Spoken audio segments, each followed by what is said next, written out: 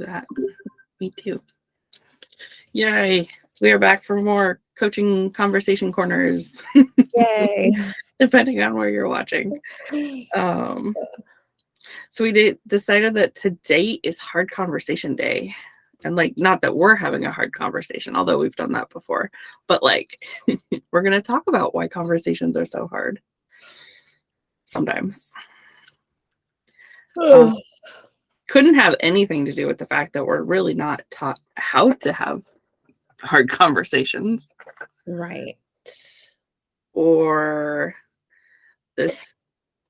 I bet a lot of it goes back to like when we were kids.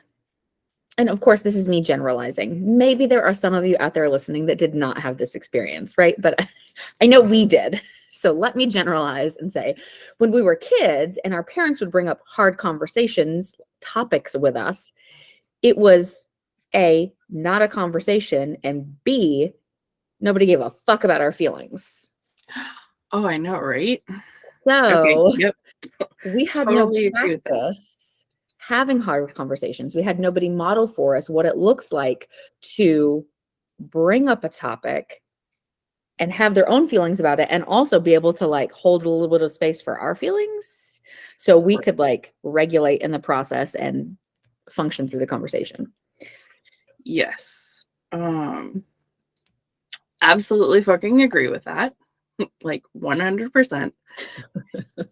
And also, I think it goes back to what we were talking about in a previous episode version thing, about how the catch-22 of personal responsibility, nobody's responsible for anything, but we're supposed to be responsible for everything. And so, at least I know in my experiences, I've had times where it's felt like, what's the fucking point? Because at the end of the day, the blame's going to be on me anyway. So why go through the stress of having this difficult conversation if you know the person's already got a history of not taking responsibility for their words or their actions or their choices or... Right. And if the finger is going to be pointed at you for being too sensitive or blowing something out of proportion, like, why not just keep the peace? Exactly. But now we've raised our fucking standards and we have the hard conversation, because if the hard conversation blows up your relationship kind of sucked to begin with. Yes. You said it in a more gentler way before, but like now I'm all fired up. You did. Right before we started recording, we were just kind of piecing out like, where are we going to go with this?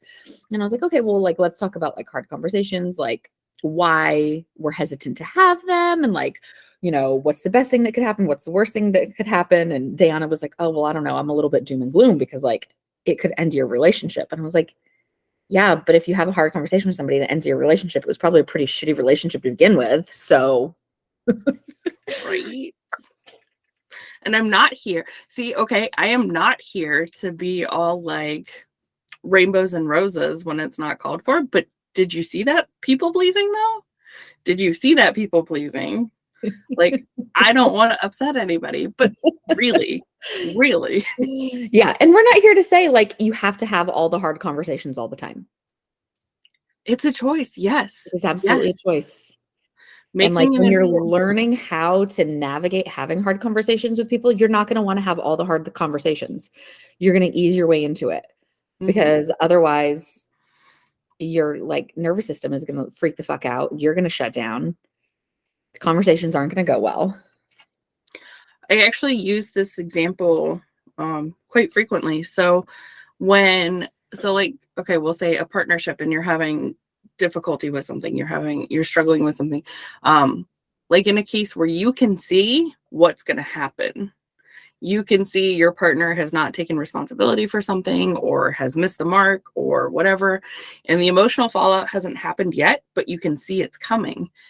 And having that conversation about, I can see this is what's about to happen, is a hard conversation to have, especially if, you know, you're newly navigating hard conversations or you're just learning how to talk about your feelings and what you're experiencing. You know, there's a lot of things that make a conversation hard, but you're not obligated to perform that emotional labor either. So making an informed decision, like a lot of times what I'll do when I go through that is like, which is going to feel worse to me? The stress of not saying anything and watching this happen in slow motion, or the emotional fallout if I just allow somebody's personal responsibility to take over and their autonomy and let it be what it will be and how I feel at the end of it. Yeah. Which will feel worse for me, and that often dictates whether or not I have that hard conversation. And I have found that the more I care about a person, the harder it is to have hard conversations. That's my experience, because I care more about their feelings and their reactions, and like I want to preserve the relationship, but it should be the more I care about the person and I care about the relationship, the more willing I am to have the hard conversations, because I want our relationship to be based on honesty and trust and transparency. And I want us to be able to bring up hard things. Like, I know I am much better at holding space for other people. And like if somebody comes to me and is being vulnerable, or they like have an issue with something that I did, I hurt their feelings, or they don't like the way I handled something, like I handle that really well. But for me to be vulnerable with somebody, or like share my feelings, or tell somebody that they upset me is like so fucking hard. I know, and I just like you're talking about this, and I'm watching it happen in real time because I've watched it happen in real time before. My experience is a little bit different. For me, it's easier to have a hard conversation with someone who is kind of more on par with my skill level. As Yes. far as things. And so like having, in my case, I've had partners whose personal responsibility isn't quite up to where mine is, and whose autonomy and ability to communicate, they're not just quite where I'm at. And so for me, that's actually harder conversation to have because I know me and it's the choice that I make. I also put in more emotional labor coaching them through the conversation as well. And if I have doubts about how well received it will be, that makes it harder for me. But, if I have somebody if with you, I can just talk to you and like know that everything's fine. And like, I have some partners that I can just talk to and I know that they will own their shit, and others still struggle with that a little bit more. And like, that's what makes it harder. I saw an Instagram post today that was about business, but it relates to this perfectly. Another coach that I follow on Instagram posted, she was like, in business, and she was specifically talking about sales, like when you get on a call with somebody who's, interested in potentially working with you, right? But she was like, I assume everybody can read my mind, and I assume that I can't read anybody else's mind. And at first I was like, what the fuck does she mean? I assume everybody can read my mind. Does that mean like she doesn't explain things really well and she assumes everybody can like read between the lines? That's not what she meant at all. She was like, if, somebody says to me like, oh, I really want to work on strategy, but then throughout our whole conversation, like I can tell what they really need is this, instead of trying to sell them on strategy, like my energy is going to be off and they're going to be able to sense that. So instead, I'm going to say what I'm thinking, assuming that they already know what that is, because even though they can't actually read my thoughts, they can feel that energy, and they're going to know if my words aren't lining up with the energy that I have. And then I always assume, I don't assume that I know what the other person is thinking. Mm-hmm. Because so often when I'm like, her example was like, oh, I just got off a call with somebody and I told my husband, like, I'm pretty sure she hated me. She's like, turns out she didn't. And we've been working together for like 2 years now. And so like, I think that's so applicable in these hard conversations, is if somebody says like, are you okay? Or, is there anything bothering you? Like, this is real basic. If you're like, oh, gosh, I really wish they would have loaded the dishwasher, but it's not a big deal, so I'm not going to bring it up. You're still feeling that. And like your energy is out there. And so if your words don't line up with that, that's also building mistrust because they're like, okay, well, you're saying one thing, but I'm picking up something else. So they're not sure if they should trust you, if they should trust themselves, but they know something's not lining up, right? So it's better to just assume that they can read your thoughts and say the thing. So that way your words and your energy line up. And then don't assume that you know how they're going to react. It's funny you say that because there's a tool that I employ because, you know, I'm, oh, what's the word? I've been the cliche of, you know, I'm saying I'm fine, but I'm not actually fine. And like, you know, breaking that habit. So what I've done to, instead of saying I'm fine, is say I'm not okay, but I don't want to talk about it.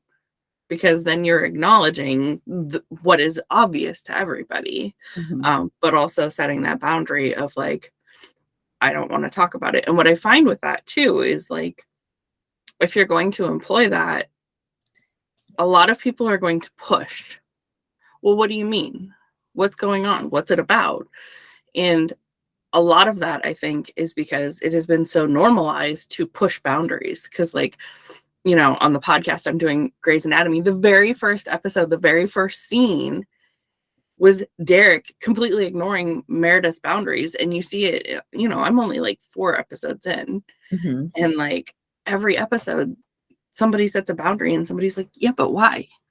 Why don't you want to talk about it? Tell me about it. And I'm like, but this is everywhere. People see this all day, every day. So like the idea that you should keep pushing is completely and totally normalized. And especially because people reach a breaking point.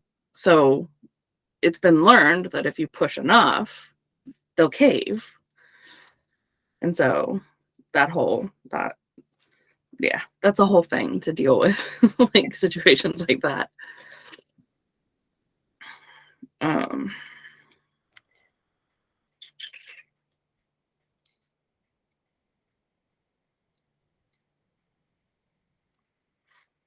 Awkward silence is awkward because I forgot my train of thought. Yep, mine too.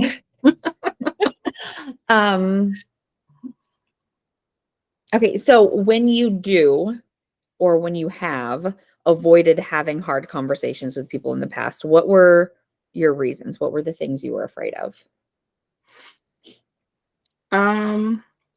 So there's been times where I just wasn't ready. Like I felt overflowing with my own emotions. And like when you have hard conversations with someone, it is a form of co-regulation. So you do take on their emotions to a degree, like not in a way that you are responsible for them, but like when you're co-regulating with someone and having these difficult conversations, you do pick up some of their emotions. And so not feeling ready to do that, especially if I'm in a position where I'm angry or upset about something, and when you talk to somebody about this, when you bring that up with somebody, often their reaction is, you know, well, basically a trauma response, fawning or fighting or whatever. So then having that to contend with, like if I'm struggling and I'm already full of emotions and I know that this person's response is fawning, that annoys me. If I'm upset with you and your response is, oh my God, I'm so terrible. Oh my God, what can I do? I need to fix it. And like, I get it. I understand it. But also at the same time, I'm looking to just have a conversation. I'm not looking to soothe you Right now. We can get to that. Like that's actually a system that we have, like in my relationships, but in our overall dynamic. Is like if somebody comes to you about something, the person who brings the thing up, you deal with their shit first and then everybody else's, because especially in, you know, stereotypical gendered relationships, a woman brings something up and then it gets railroaded by the man's feelings and the man's thoughts and whatever. And so like to counteract that, it's whoever has the balls to bring up the conversation first they get to deal with their shit first, and then everything else comes after. Like, we are intentional about leaving space so it doesn't become a continuous cycle of like, well, I got my shit dealt with and now you're on your own and I'm leaving, because that's not helpful for anybody. But being able to actually like have these conversations and leave space. And I don't think that went where I thought it was going to go, but that's okay. That's what we do here. But yeah, usually that's it, is like too many fucking feelings and I can't take on anymore. I don't tend to be like, I can identify times earlier in my life where it was like a genuine fear response of like, how are they going to respond? But I don't really have any humans like that in my life anymore, where I'm afraid of anybody's response. So that's not so much it. What about you? Mine also isn't necessarily a fear of their response. I mean, I'm sure that's part of it. But I think it really comes down to like me overthinking. Like, okay, I want to bring something happens between me and a friend, or a friend did something and, you know, I'm not okay with that. I want to bring it up. But like, does that make me a bad friend? Would a good friend just like recognize that they're dealing with this thing and like accept it and, you know, all of that? Like, does this make me a bad friend or a bad partner? And I had another thought a second ago.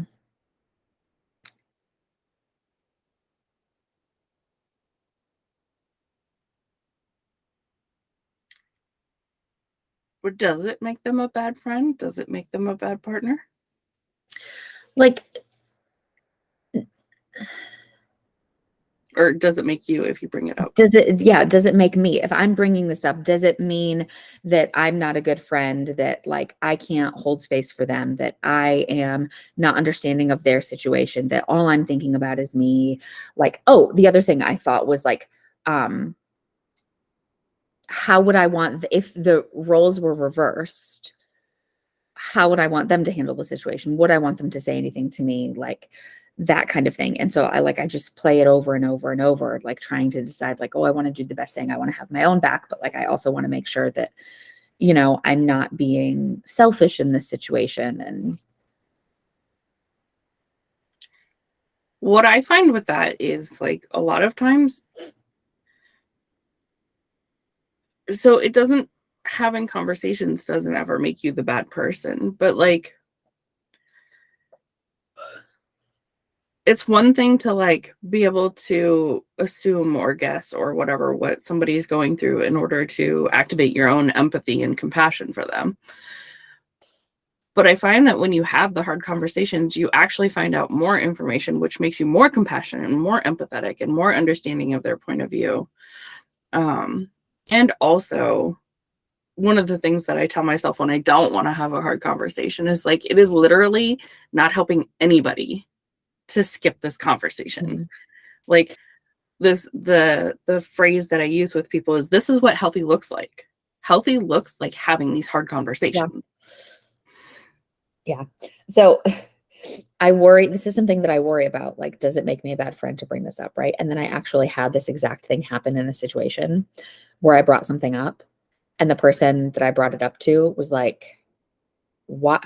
I don't understand why now all of a sudden you have a problem with this and you're bringing it up with your good friends and this isn't the chastity that I know. And I was like, and this was somebody that like, you know how you said it's easier to have hard conversations with people that are like on your level and like take personal responsibility for things. And like, I thought that was going to be the case. And so I was very surprised by the reaction. But in this case, I didn't even waver. I was like, no. I mean, if the situation were different, your reaction is kind of like my worst nightmare reaction. But I felt very strong about this situation. So, and that resiliency only comes from having hard conversations. Like, the more you do it, the easier it is to do. Mhm. and you have to start somewhere.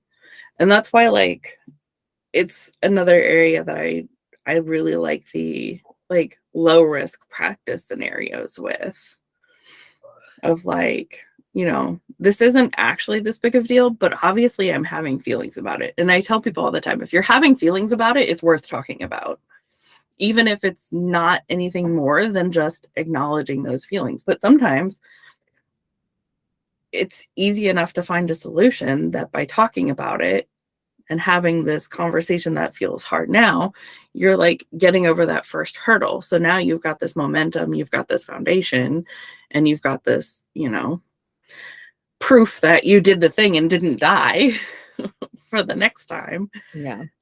And so it is worth saying something about. It is worth practicing. Because why not? We like having hard conversations because they make healthier relationships. Yes. And the thing And is, go ahead. I was going to say a good precursor, I think, to having hard conversation is asking for clarity.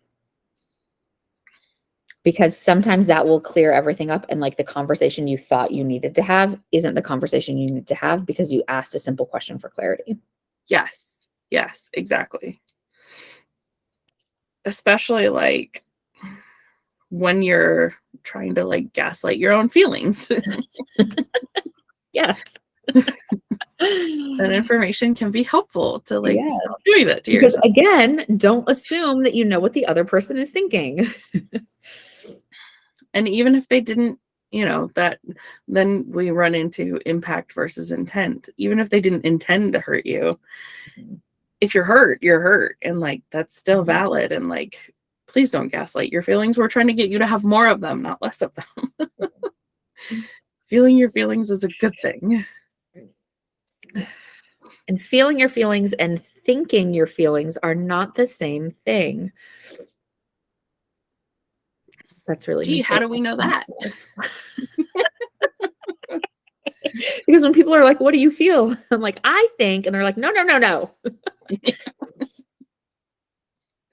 I'm sorry, you don't feel your feelings with your brain?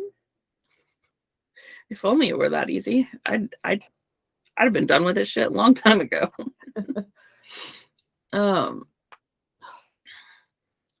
So this new friendship program thing that I'm running, like that's one of the things that I want to build in, is like setting the foundation so that you can have these hard conversations from the beginning. And that's where it's really nice when you're like establishing new relationships, when you have all these skills, you're setting the tone that like, yes, if there are hard things, I will be tackling them like right away and without hesitation. And I hope that you would do the same thing. For me, that's a compatibility thing. I am no longer compatible with people who will hold things in and not talk to me. That is not the kind of connections I want anymore.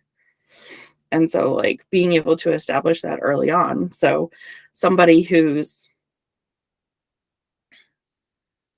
not okay with any sort of confrontation, because I'm not confrontational when I do it. For me, it's information. It's very much an informational exchange. I'm sharing with you how I feel. I'm trying to get feedback on what your experience of the situation is. Because remember, we're talking that both people can have different experiences of the situation, and neither one of them actually has to be wrong. Yeah. And there can still be a whole bunch of feelings involved. But the people who are not cool with that are pretty much going to walk away from the beginning of meeting me, because it's something I take on head on early on. That was a lot of ons in one sentence.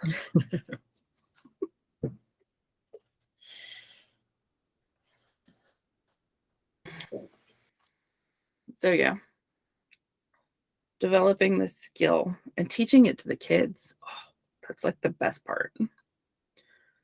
Teaching my teenagers that to actually say, no, I'm not okay, but I don't want to talk about it, has been a completely different experience than of my childhood. Because like, I know I'm not going to invalidate my kids. Mhm. At least going to try very hard not to. I'm not going to say Yeah. I never do it, but you know, I know that I'm putting in the effort and intention to not invalidate their feelings and their experience and not belittle it or minimize it or whatever just because they're kids and not adults. Um, but I've also explained to them like when we look at you, we can see that something's bothering you. So it doesn't do anybody any good Mhm. for you to say you're fine because you're very obviously not fine. You're stomping around, you're scowling, you're, whatever. Yeah. And to say like I'm not ready to talk about it is not the same as saying I'm fine. Exactly. Exactly. So, like, I'm so proud of my kids all the fucking time when they tell me I don't want to talk about it right now. Awesome. Thank you for letting me know because I personally worry more about my kids when they say I'm fine and they're not fine than if they say I'm just not ready to talk about it Yeah. yet. And like to that end, we make sure that they have lots of different adults that they can talk to about lots of different things because it's not always going to be me and that's okay. Yeah. I think that is probably one of the single biggest game changers in my relationships is not saying I'm fine when I'm not fine and being able to set those boundaries that are like, you know what, just give me time, don't push. Like, Yeah. I think being able to say I'm not ready to talk about it and not feeling rushed. mhm, That is really important to me because it takes me a while to process things because like I'm thinking so logically, I will try to talk myself out of my feelings before I even know what my feelings are. So it takes me a long time to like slow down my brain so I can like let my feelings bubble up and figure out what they are. And then I don't want to just say, "Oh, well, I'm really mad." Like I do want to dive in a little bit and be like, "Okay, I'm really mad. Like what was it that caused me to be mad? Like am I mad that you didn't put the dishes in the dishwasher or was that the trigger for something else that I really have been kind of upset about and like this is the last straw and it really has nothing to do with the dishes at all." Like I feel for the people in my life who have to like wait for me to process things. But then we're like, I'm able to like have a really good discussion about it. And like, I'm aware of my feelings and like, I can be aware of your feelings. And like, I'm ready for us to get to a good place because if, if I don't, if I don't understand what's going on with myself, the conversation is very difficult for me and I get frustrated very easily and it seems like I'm getting frustrated with the other person, but it's really I'm frustrated with me because I don't understand what's going on yet. It's like I'm a very small child inside with a great vocabulary. I had to learn. So I actually learned like slowing down really well from my husband because he is an internal processor, which I don't understand how that works. And he takes a lot of time to sort through and process. And like, we had a lot of trouble with that because, and especially because it was ingrained in me too when I was younger that if you have a problem, you deal with it now. Like, don't Mhm. let the sun go down upon your anger and like all of this. And so, like, and then add in like his internal processing, which then looks like silence to me, which then looks like cold shoulder, which then looks like abandonment. Mhm. Yes. Oh, it's so hard. Like when you're in a relationship with somebody who has an anxious attachment style and they're like, So I'm over here like, oh my God, I just want to fix this now. And he's like, oh my God, take a fucking chill pill. Like, I can't do this. And so learning to wait patiently for him to process his shit Mhm. actually made me realize that I need more time to process things than I want. Because Mm. what was happening is I'm a verbal processor, Uh-huh.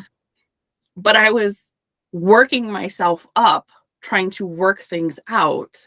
And so then it would make him feel like I was attacking him and make him Yeah. feel like I was because what's coming out is not complete sentences, and what's coming out is not how I actually feel. I'm trying to trigger out what I actually feel, because a lot of times when I'm talking, I'll be repeating the scenario or whatever, and then I'll have this like light bulb moment that's, oh, that's what's bothering me. Yes, I am also a verbal processor, but I don't want to verbally process with the person. I need to verbally process with somebody else, because like it's such a jumble, and I'm going to say a lot of shit before I get to the real issue. And I don't want the other person to focus on this other shit. I'm like, no, none of that, none of that's important. I just needed to say it and get it out of the way. Like, no. Yes, that's exactly what was happening with Chris too, is he would focus on something that I was saying while I was trying to work out to the point. I really only have one person that I can verbally process the issue with that person with. Everybody else, I'm the same way. I need somebody else to be like, yeah, okay, let me talk at you. And then I used to think like that was bad. Like, oh, I'm airing my dirty laundry, to my friends, and like, I'm willing to talk to them, but I'm not willing to talk to this person. And that's not really it. Like if I'm like verbally processing and I never come back to whoever it is, like that's different. But if I'm verbally processing to like sort out my own thoughts and feelings, so then I can come and be like, okay, here's what's actually going on with me. I thought it was something else, but I'm glad that I took the time, because it turns out it's this. And there's a huge difference too between, oh my God, my partner's such an asshole, and can you believe? And okay, so what happened was this happened, and I had this feeling and this reaction, and I said this thing, and they had this response. That's a very different than just, gossiping and airing dirty laundry.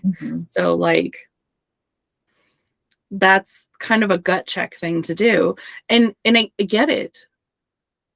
If you haven't been taught these skills, if you haven't been taught what it looks like to go through this process, the gossipy, dirty laundry version may be all you know. Yeah. That may be the only skill that you have at that point. And a lot of the time when you do that gossipy thing, you are still processing. And so you feel better afterwards. And so you can think like, oh, well, I feel better, so there's no need for me to bring it up with the other person. That's what I used to think. I used to think, oh, I bitch and vent to my friends, so that way I don't nag my partner and I can preserve my relationship with them. And that's not what ended up happening. I was processing all of that stuff, but they never knew what was going on and what I was upset about. So nothing was getting resolved. So resentments ended up building. And then to them, it feels like it came out of left field, but you've processed the same thing 8 times already. This time they just got caught in the crossfire. Yep. I don't have any experience with this at all. And so, yeah, so it's not to say that like, we're condoning going out and being gossipy and dirty laundry-y all over the place. But like, if you find yourself feeling like, because I experienced a lot of internal shame about that, because I felt like I was being a gossip about my own stuff. And I felt like I was airing dirty laundry. And especially when it was things to do with my family of origin, and like, not having those skills back then. But really I was verbal processing. But if you recognize that you do that and you start to feel better, then maybe it's time to dig into those skills in a more productive way, in a more, making sure you're identifying your feelings and going back to the person, making sure you're figuring out what started this and going back to the person and talking to them. And that can be a good tool for recognizing that's your style of working shit out. Because, and I personally feel, because like, okay, so from the other side of it, so if you have a partner who's like, don't be telling anybody anything that's talking to us, a healthy person is going to recognize that we need to talk to other people about things sometimes. And so our relationship cannot exist inside a vacuum. Exactly. So if somebody's like, I don't want you talking about me to anybody else, then that's an orange flag at best. I was just gonna say that's definitely a flag of some sort.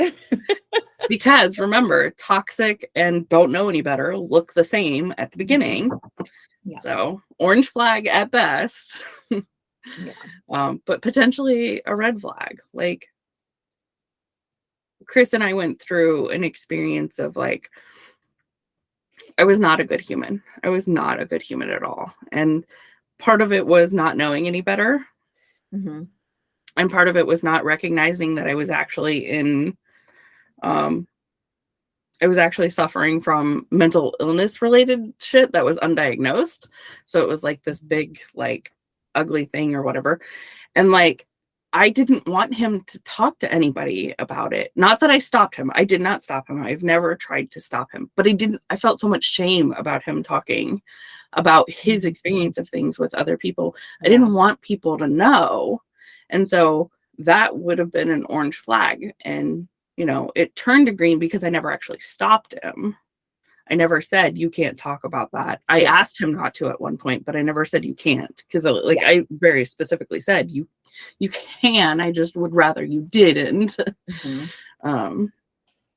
But then I got to a point where, you know, a couple years later, I was like, you know, that's your experience of things. That was your lived experience. That is yours to talk about whenever you know, you need to or want to, or it's relevant or whatever. It's not, I never should have asked you not to talk about it. And for me, it was just a not knowing any better thing. It wasn't you know, I'm being malicious or I'm trying to, you know, hide abuse or anything like that. Just recognizing that you don't know what you don't know until you know it. And it's complicated and nuanced, and they certainly didn't prepare us for any of this shit. No. Because they didn't know. Nobody knew. Yeah. I mean, not nobody, but like not enough people. I think So many of the people who could have taught us this didn't know better themselves. right. And to me, in my mind, it feels like a recognition that something's not right, but not knowing what that is or how to fix it. Just like this vague uneasiness of like, this doesn't feel right, but I don't know why. And I don't really like the saying they did the best they could. More often than not, they didn't actually do the best they could. But I think in a lot of scenarios, like I can have some empathy. Like I can understand like why you did so shitty. Like you still could have done better. Right. Yeah, that always felt a little scapegoaty to me. Like you're still responsible. Like again, impact versus intent. Yeah. Maybe you didn't mean to do all that damage, but by George, you did all that fucking damage. Mm-hmm. And now like I'm left to clean up the mess. Yeah. It's like when people say like, oh, well, you know, they're racist because of their age. And that's just what it was like in those times. And they're homophobic because of their age. I'm like, y'all, fucking look at Betty White.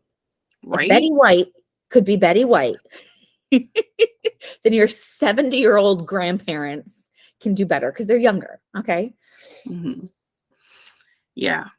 And like, it's not like gentle parenting didn't exist. Like there's this one creator on TikTok that I follow, and she was like, here's my experience of being raised with gentle parenting before it was, you know, caught on so widespread. And because that was like before the internet, and it was, you know, much more isolated.